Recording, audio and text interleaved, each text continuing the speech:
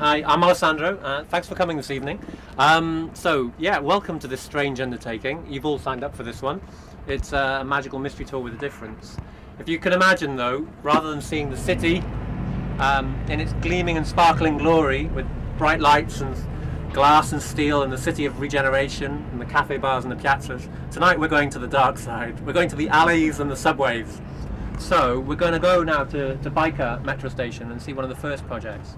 The exhibition was conceived by Peter Doroshenko, the director of Baltic, working closely with Pedro Alonso. And Pedro Alonso is a curator based in San Diego. He's a Mexican curator who Peter had worked with before, and who was very keen to bring together a grouping of artists who were not normally seen in contemporary gallery spaces or museums. This work here is by the artist Design, and Design actually is an artist based in Chicago, and he worked with Baltic in the spring and early summer of this year, and indeed he did a kind of a project both in the galleries in the entranceway on the ground, and also he did the big vinyl on the outside of the Baltic. It's great seeing Design's work here because, you know, in June this is Design's work on the side of the Baltic. And I really like the way that there's a bridge between, you know, the fact that it was being profiled in the Baltic, that Design's got a show in Japan at the moment, but actually the work's here in Biker for this part of the project. Just to say a couple of things about this site here. After we've been working with Nexus to kind of negotiate the site at Jesmond Station, which we're going to go see afterwards.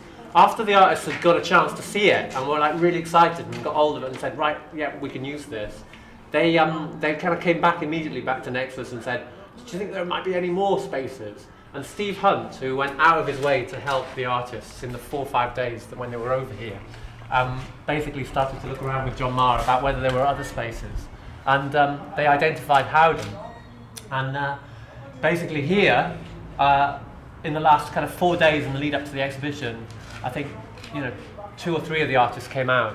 And what we've got, I can identify some of the tags and some of the designs. But in particular, there's a design here by Oscar Meus. And Oscar Meus are 2 Brazilian brothers who are phenomenal artists who work incredibly fast, Octavio and Pandolfo.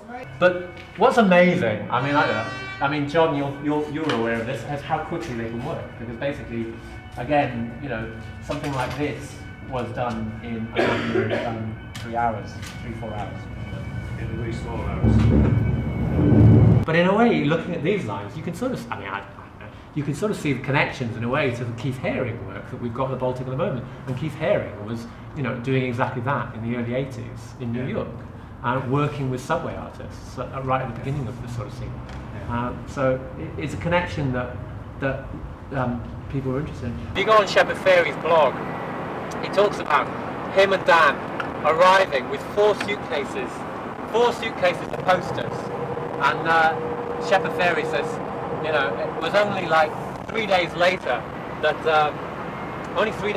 I searched for the light switch in the hotel, realizing that I'd never actually tried to find the light switch because I'd never been in my bed at night, because both nights he was here, they worked through the night, both on the work in the gallery level 3, but also on the subway station at Jesmond Station. Steve Hunt, whose normal job is to control graffiti, actually really had the irony of kind of giving them tabards and stuff. I have to say, Barry McGee's favourite treasure of the trip, well, I know, is a tabard that says graffiti controller.